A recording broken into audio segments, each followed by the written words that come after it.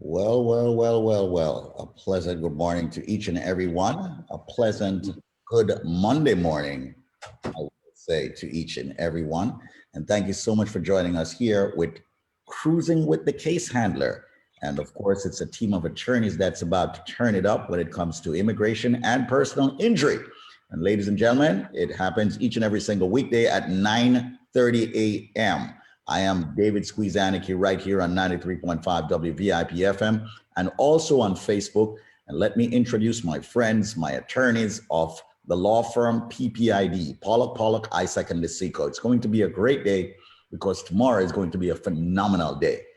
Gentlemen, welcome to Cruising with the Case Handler, show on personal injury and immigration. How you all feeling this great, wonderful, beautiful Monday morning? How you all feeling?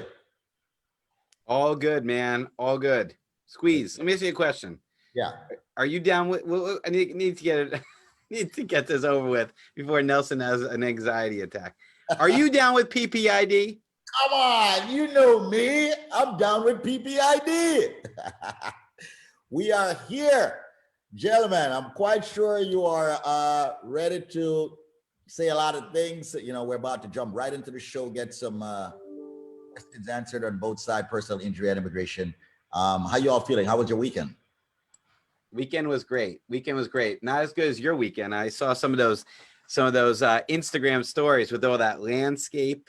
You were calling it landscape. Good to have friends, man. It's good to have. It's all good, man. You are living the life. Where was that place you were staying at though? That had that like balcony. That had that. Yeah, it's called Tri. That place is magnificent. Good for you. Good for you, brother. Beautiful landscape and all of that stuff. Was that Sandy Bay? Where was that? Yeah, that's about 15 minutes outside of Montego Bay. It's where all your friends live, Conrad. I'm just letting you know where your friends live. You know, those people, who retired there, after, like, you know what, Jamaica's a great place to retire. Beautiful place, by the way. The great boxer lives there. All right, Mr. Lewis. Okay, heavyweight. Quite a few people live over there. It's a phenomenal place. Try all. Yeah. I was actually, when I was in Jamaica last year at this, was it this time? It was about a year ago. I was in Jamaica, and I think it's over in Negril. Like there's a whole like community of old hippies that moved down there years ago, and it's almost like San Francisco down there. Have you ever been in that area and seen those people? Yes, I have. Yeah. Jamaica is the Mecca right now. Yeah. But anyway, getting ready to head back, and I just saw Como's how would I put it, mandate. You all saw that? Yep. Every single person coming to New York. Did you see that, Nelson? I did. Yeah. Basically, you must test negative or else. And still quarantine. Huh? And still quarantine. And still quarantine. So that's major. I think it's a good thing. It's a great thing. The fact is, federal government, has basically absolved itself of any responsibility in terms of, this epidemic. So the governors have to take it upon themselves. New York, New York's done a great job over the long haul, and the numbers are even here are climbing. So you got to do the right thing here. You got to take this thing seriously. Look, the fact is, a lot of people think it's nonsense and it's BS and all, but I've got in my neighborhood up in Westchester, I know 2 people. I found out another one over the weekend. 2 people that died. One guy I've been trying to reach since April, emailing him, no response. Finally, my wife got the word that the guy died. It's 2 people I know in my neighborhood that died from this thing. There's been 3 cases in my town, guys my age. I put it this way: I know more people that have gotten COVID in the past month than since the beginning of this pandemic. Me personally, people that I actually know. So it is still very, very dangerous out there, and it's important that, like you said, Conrad, people are taking it seriously. People ask me all the time, "You're in the city, how is it?" And I say, you know what? Here in the city, I really do believe, or at least downtown, that it is a priority to be safe. Everybody's wearing a mask. Everybody's trying their best to socially distant. distance. So I think it's all good, as far as what people are doing, but maybe people aren't not doing enough. And Well, I have a friend, old friend of mine from college, who unfortunately has lost his mind and is a Trumper. And his attitude is like, all you New York libs, I'm not going to hide under my bed like you. So like, I say, hey, I'm not hiding under my bed. I'm just taking precautions, but his attitude is I'm not going to hide under my bed.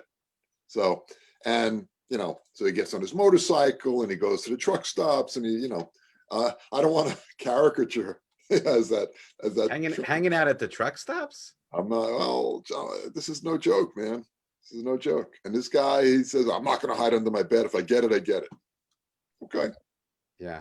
Yeah, it's very Cuomo is doing the right thing, I must say, and I must admit, even here in Jamaica, coming down, you have to test negative. I had to test the day before. You have to test negative before getting into the country, and they check everything when you come to the airport and all that.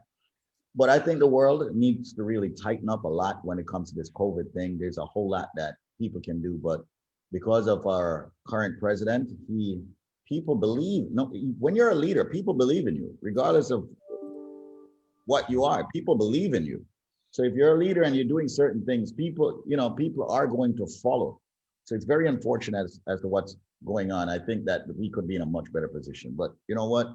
It is what it is, and I hope hopefully that the people who are listening to us, wear your mask, sanitize, practice your social distance, test,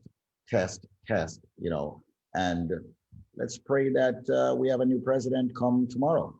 I just read this morning about, I guess one good thing that'll come whether he wins or loses is these rallies will end because they are super spreader events. So far, I just heard this morning, they've tracked 700 people that died as a result of attending these idiot rallies. 700 people. So, Very sad. and there are thousands and thousands. Oh, what's 700? What's if you know one of them, it's something. Yeah, right. Or if it's a relative or a friend, an old friend of yours, it's something. Right. So I don't get it. Well, you know what? Nelson, you're making a lot of noise over there, man. Can you calm down a little bit? How you doing, man? How is everything? And any updates you want to give us as to?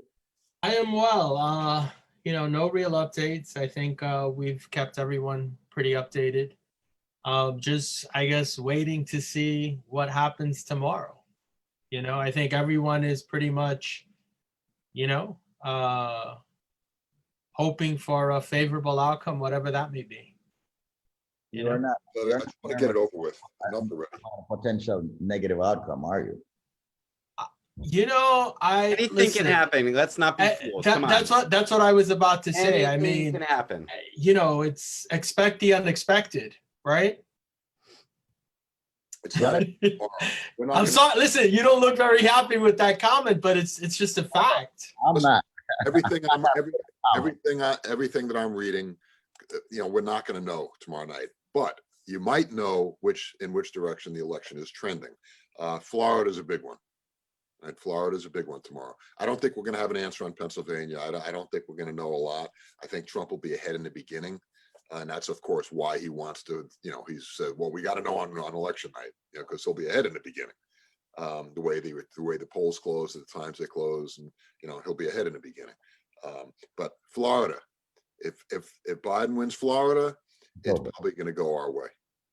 All right, that's the key. If Trump wins Florida, it's still not a done deal. He's got to win other states. He's got to win Florida though. Trump loses Florida, he's done.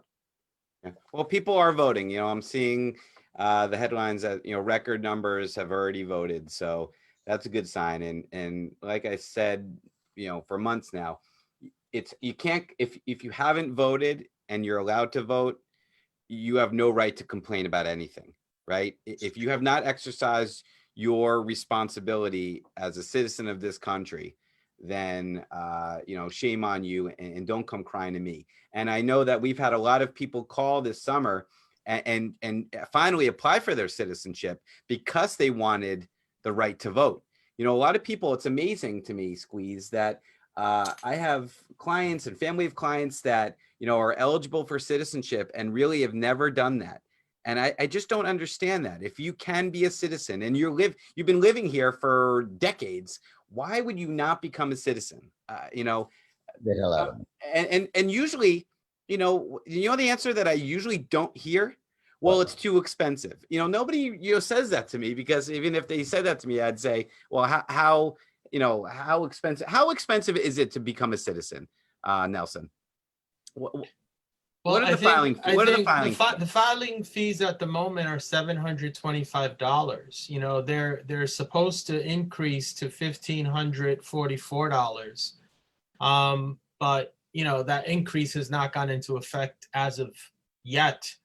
I look.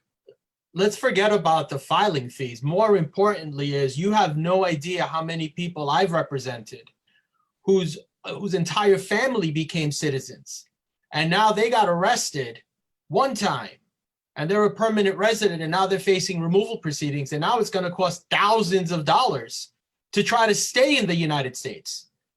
Forget being a citizen, right? Because their entire family became citizens except for them, because they, missed their interview, they didn't attend their oath ceremony, and now they're facing, removal. And that's a scary thing. And, again, $725 is a drop in the bucket when you're spending thousands of dollars just trying to stay in the United States. So something to think about. And to add to that, Nelson and Adam and Conrad, I say it all the time, and my friends say, but Squeeze, you shouldn't say that. But it's the truth. Listen carefully. You need to go for your citizenship. You need to file for your citizenship, especially if you are people of color. It's all over the news. You all see what's happening. You are a target. I am a target. Go for your citizenship. One little thing can get your ass kicked out of this country. And you're going to be like, well, I didn't want to file for my citizenship. No, come on, do it.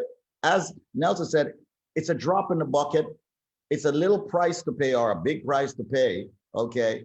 But you don't want to get kicked out of this country.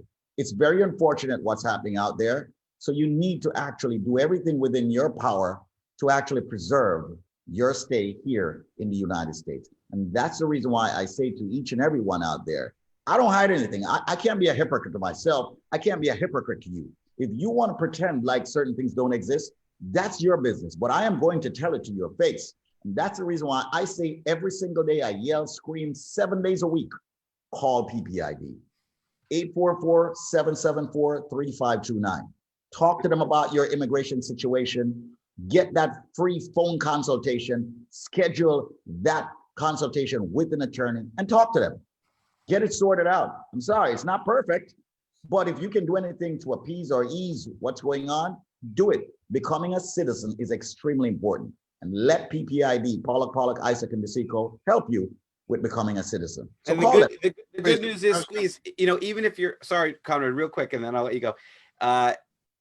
The phone call is free, right? If you're eligible, or maybe if you're eligible and not sure if you should do it, or if you're not sure if you're eligible, ladies and gentlemen, we've been pushing this since the middle of March. The phone call is free. The consultation over the phone is free of charge. We've talked to hundreds and hundreds of people in all types of situations, and they at least knew where they stood after the phone call ended. They knew whether or not we can help them or whether or not we can help them. And there are situations that we can't help them. And trust me, if we can't help you, nobody can help you. The only people that will say they're helping you is the people that take your money and then ultimately say there's nothing we can do. But right, ladies and gentlemen, I cannot be any more sincere, any more emphatic that the number is there for you to use. We don't do this show because we have nothing better to do between 9:30 and 10:15 in the morning. We got tons of stuff to do because there are thousands of clients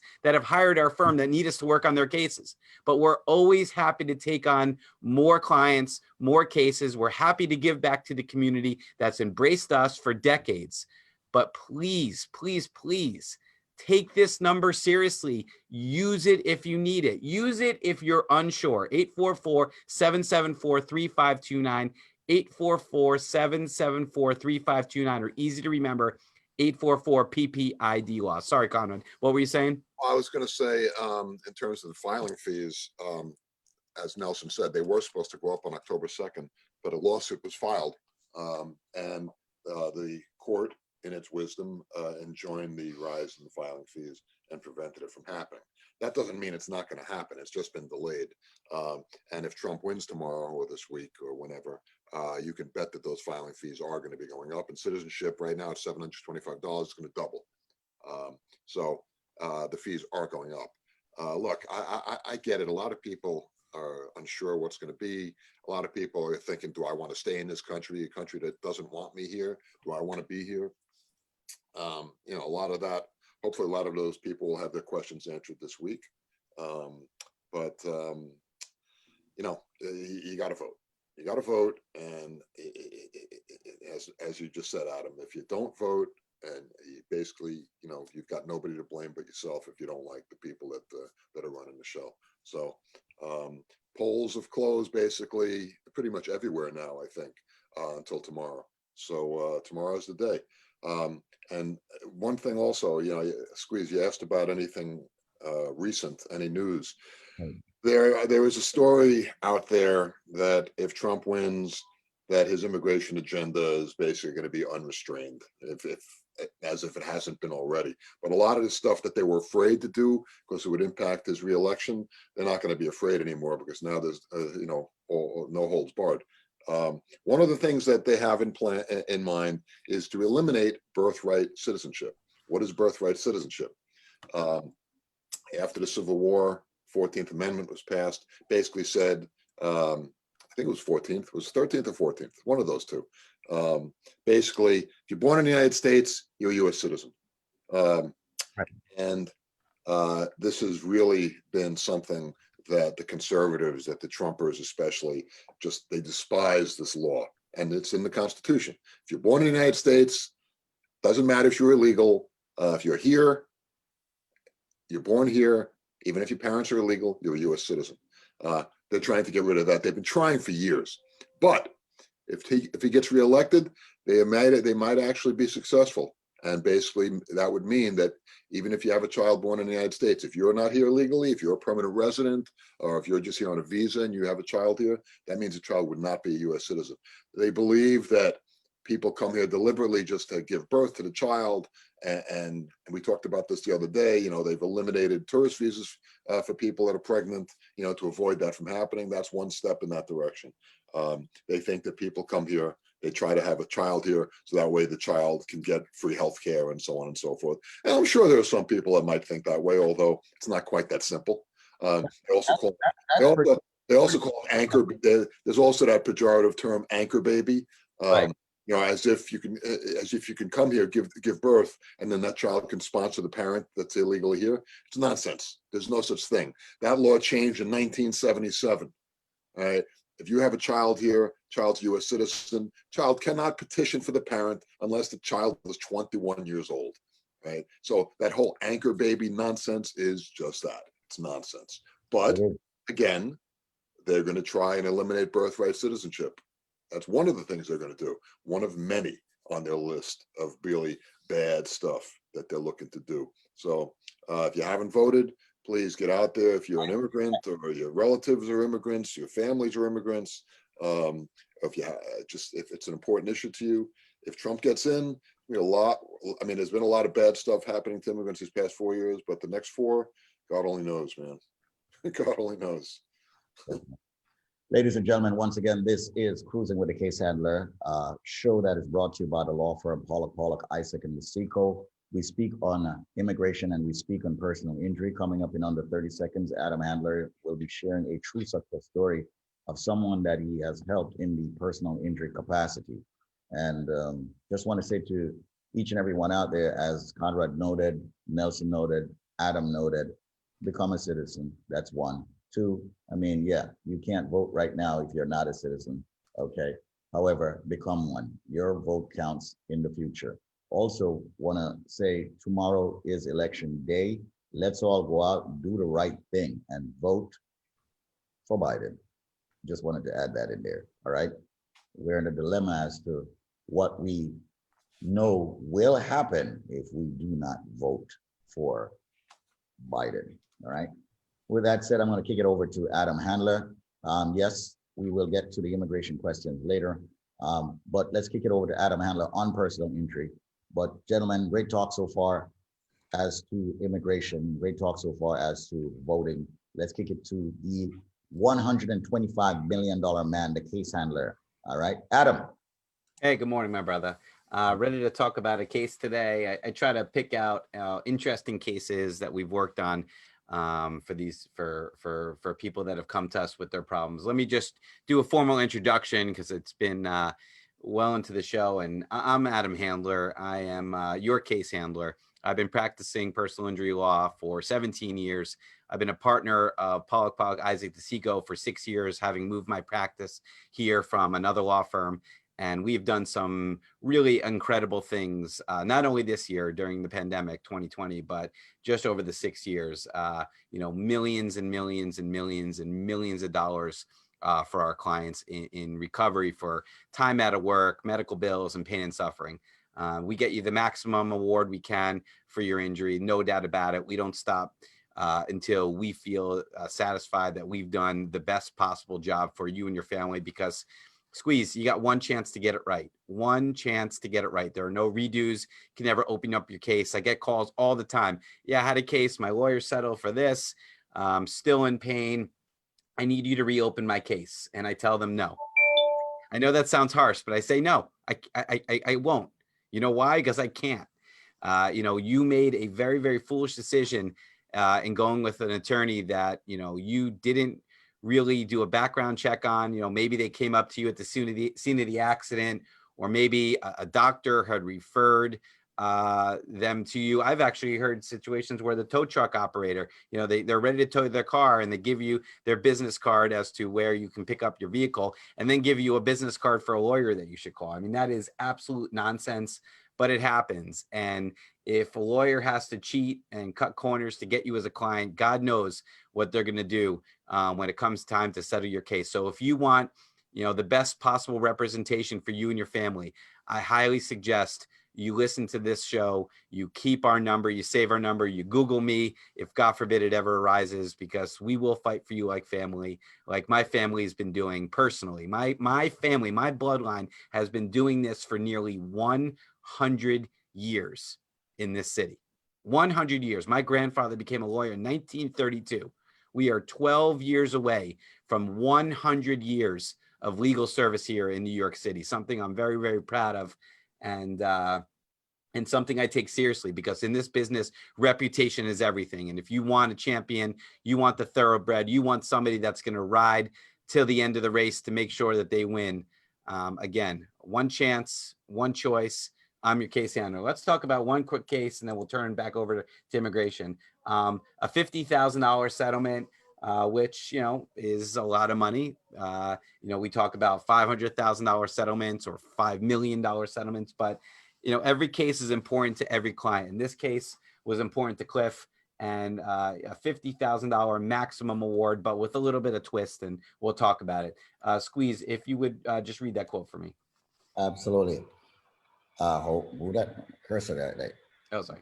Move that cursor. Thank you.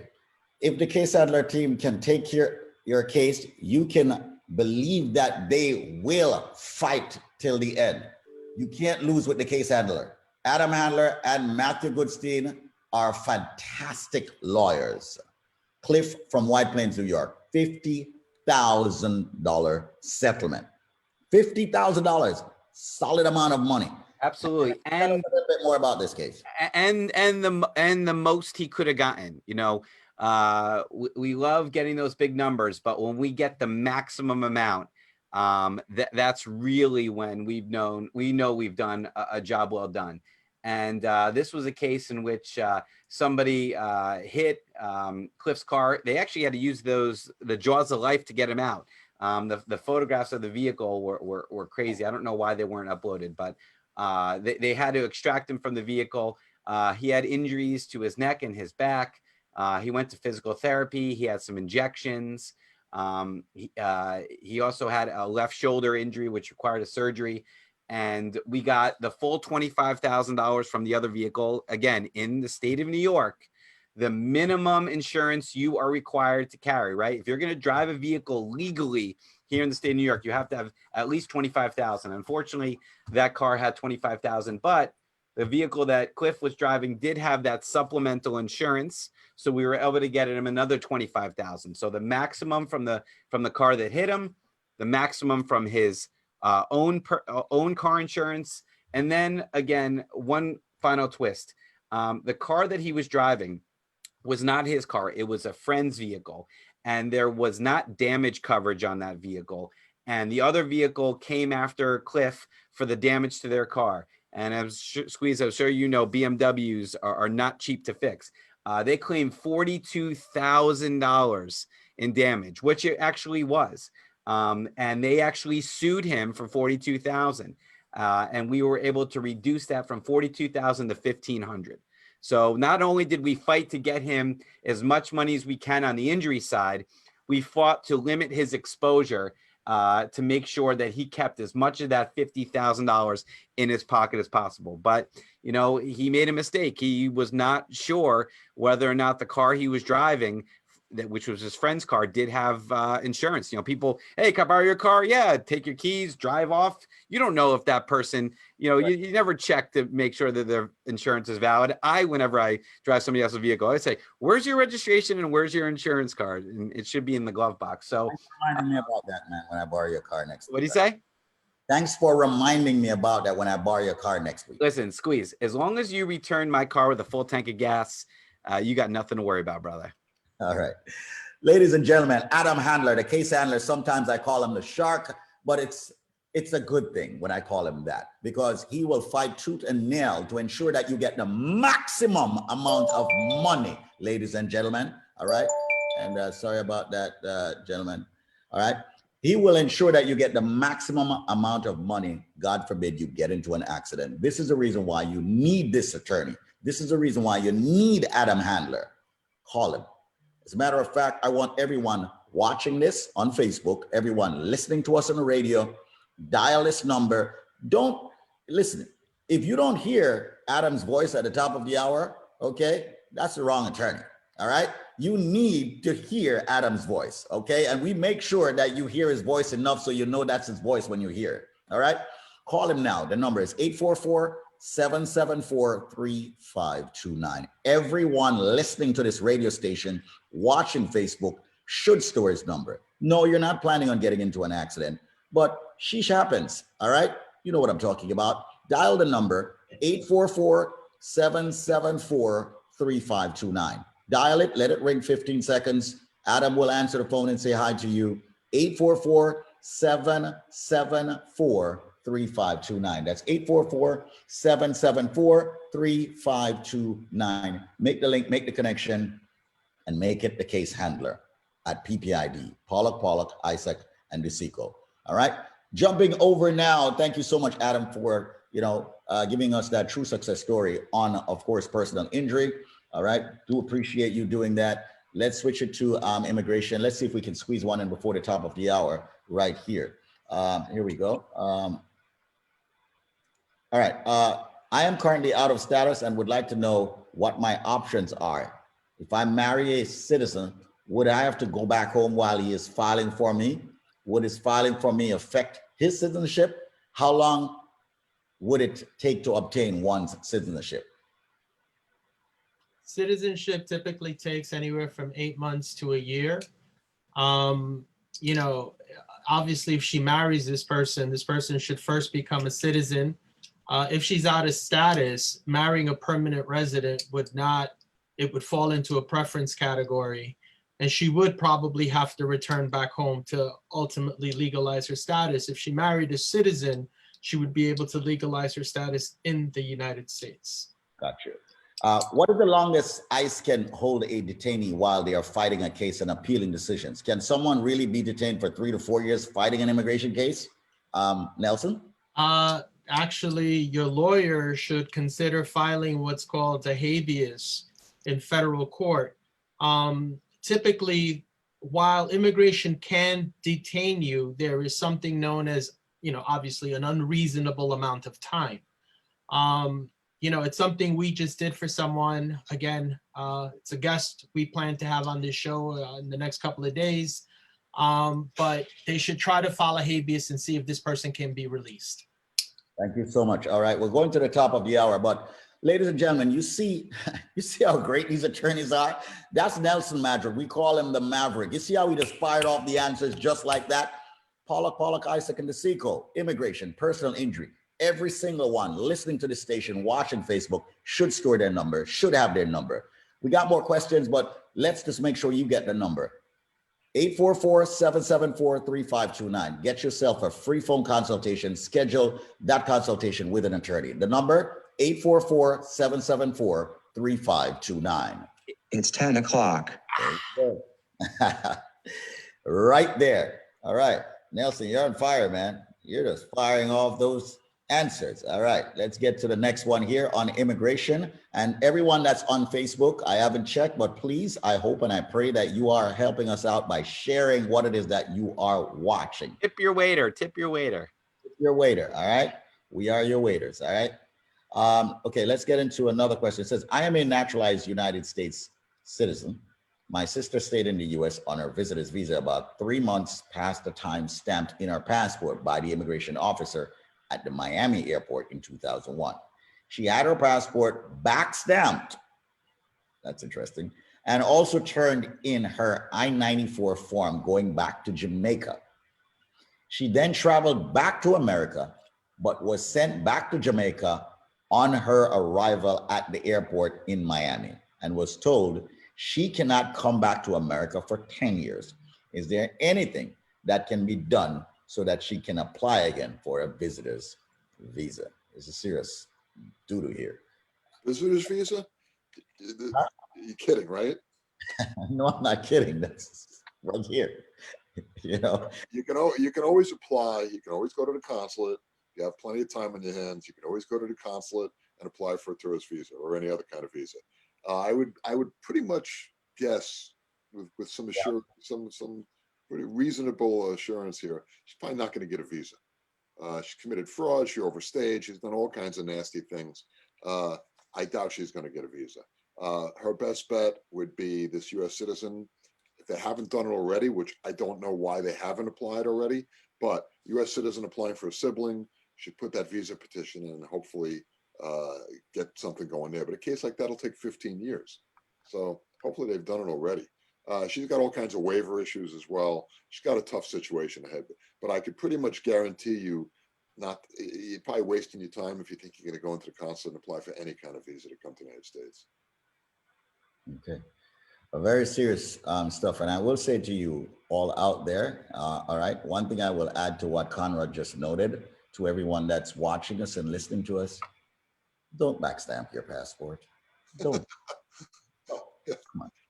Don't. Well, squeeze back, you don't see that much anymore because things have changed a lot. But back in the old days, in the 80s and 90s, you'd see that occasionally, not just Jamaica. You see it in various countries where it would be possible the person would come with a visa and then take that passport and send it back to somebody in their country, and they would get a stamp there, making it look like they left the country, like they left the United States, when in fact they didn't. Right. It was a fairly, wouldn't say common, but you'd see it occasionally. You don't really see that anymore. You notice that was in 2001. You don't really see that kind of thing anymore because you can't get away with it anymore. But people used to do that 20, 30 years ago. It's fraud. Yeah. Straight up, it is fraud, It's fraud, but the thing is, like I said, 20, 30 years ago, every so often they get away with it. No more. Those days are long gone. Okay. All right. See a lot of people calling. Remember the numbers, once again, 844-774-3529. This show is brought to you by the law firm Pollack, Isaac, and DeSico, located in New York City, Peekskill, and also, of course, Brooklyn. We will talk more about the locations, later. As a matter of fact, Nelson, why don't you give us the locations? We are located at 906 South Street in Peekskill, New York, 107 Avenue I, Brooklyn, New York, and 225 Broadway, 3rd floor, New York, New York. The 225 office is our main office. Okay, there you go. All right, got one final question here. How long should one have to wait to receive their work permit after everything has been approved? So far, it's been 5 months and still nothing. So employment authorizations used to take up to 90 days. Now it's obviously taking a lot longer, typically anywhere from 6 to 8 months. One of the things we typically recommend is clients should also renew their employment authorizations at least 6 months before it's set to expire, because of the backlog. So there is a backlog. Again, you're looking at 6 to 8 months. If you've been waiting 5 months, there's nothing unusual, nothing outside of the ordinary. Also depends on how you applied for work authorization. This person hasn't said how they put in the application. Is it based on adjustment of status to marriage to a spouse? Is it based on political asylum? Is it based on some other possibility, that they're applying under? My experience is when you're doing it through adjustment of status, they typically come quicker than if you're doing it through asylum, for instance. But 5 months, these days, it's not that unusual, as Nelson said. Got you. Once again, ladies and gentlemen, this show, it's called Cruising with a Case Handler, a show on personal injury and immigration. Going to have, or ask rather, Adam Handler, okay, the co-pilot here, to actually take us out and top off the show. I just got one question for him. Dude, I got one question for you. Why is it you have Chris Rock, in your car, cruising right there, So Nelson and Conrad weren't on that show. First of all, I just got a freaking email. I just won a case for $85,000. Literally, I just got this email 30 seconds ago. Conrad, I'll come in your office in a minute to discuss. Geico offered $20,000 to settle this case. So judges gave us 85 grand. Wow. That's how we do it here, baby. That's how we do it. Man, Just open this email. That's called real-time reality show right there. Awesome. But with respect to the joke about Chris Rock, my daughters were watching a rerun of this show the last week, and they asked me why I have a cartoon of the case handler in a car with Chris Rock. They thought that was Chris Rock. Good to know I look like. And I said, all guys, there's a saying, all guys from Connecticut look alike, so it's all good. Oh man. Anyway, it's been a great show. Thank you so much, Adam. And I'm quite sure Conrad wants to top it off about voting. What makes you so sure? Oh, I know you, man. By now, if there's one thing I know, you have to talk about that. Believe me, I could put money on that. Look, I mean, if you haven't voted already, the polls are closed in every state now. So tomorrow's the day, and depending on where you are, polls are open at different times and they close at different times. Bottom line is you need to get out to vote. And look, we're clearly, we're immigration lawyers. The firm, one of the major departments in our firm is an immigration department. So clearly we're pro-immigrant here. And if you're pro-immigrant, the choice is pretty stark. If you're pro-immigrant, you're going to vote for Joe Biden. If you're anti-immigrant, you're going to vote for Donald Trump. It really is that simple. There is nothing pro-immigrant about Donald Trump, and there's nothing anti-immigrant about the Joe Biden campaign. And I would encourage you, if you're undecided, if you're one of those extremely rare people these days and undecided on who to vote for tomorrow, and immigration is important to you, go to Joe Biden's website, Google his immigration platform, and you'll see all the good things that he's going to do for immigrants. And from where we're coming from where we're sitting right now, that's the direction I think the country needs to go. Personally, the United States wouldn't be the United States without its immigrant past, its immigrant heritage, and that's a proud past and it's a proud heritage. And personally, I really, I'm so dismayed at what this administration has said and has done, and how they continually demonize immigrants. In fact, I'm shocked that we haven't heard any stories about caravans this election. I mean, it's shocking, because every time there's an election, you hear those Trump complaining about those caravans, stacking up at the border, looking to come in and take away our stuff. You know, haven't heard that this time around. You know, it's just occurred to me. Although he did at one of his rallies the other day, he did roll out that old story about Mexican rapists and so on. You know, he does roll that out every so often. But anyway, you know, all of the rhetoric aside, you need to vote. So please get out there and vote. If you're going to vote for Biden, if you're not voting for Biden, then stay home. Please, can you have your team make us a vote background that we can use for tomorrow's show? Absolutely. Something like that. Consider it done. I'm Awesome. quite sure Ali is listening, and That'd be great. all right, no problem. All right, ladies and gentlemen, thank you all so much for watching Cruising with a Case Handler. Once again, the show on personal injury and immigration.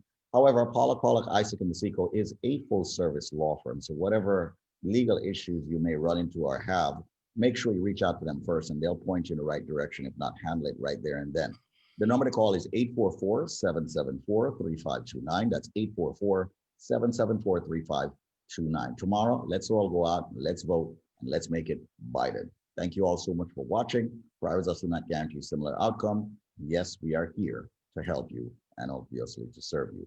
Reach out, 844-774-3529. Have yourself an amazing day.